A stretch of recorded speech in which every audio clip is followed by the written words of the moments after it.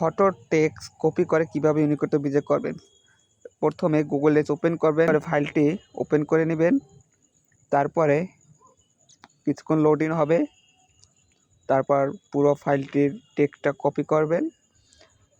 তারপর কপি করে তারপর নতুন ট্যাব নেবেন, তারপর লিখবেন ইউনিকোড টু বিজয়।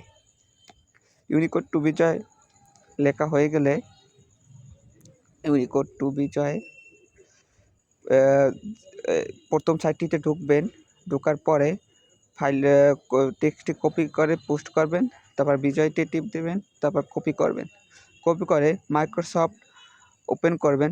ওপেন করে নতুন একটি সাদা পেজ নেবেন এবং সুতা নিয়ে যে ফন্ট করে ফন্ট সাইজ ঠিক করে নিয়ে A4 সাইজ তৈরি করবেন। তৈরি করে কন্ট্রোল V দিয়ে পেস্ট করে নিজের মতন ফাইলটি গুছিয়ে নিতে পারবেন। এই ছিল আজকের ভিডিও। যদি ভিডিওটা পছন্দ হয় অবশ্যই সাবস্ক্রাইব করুন।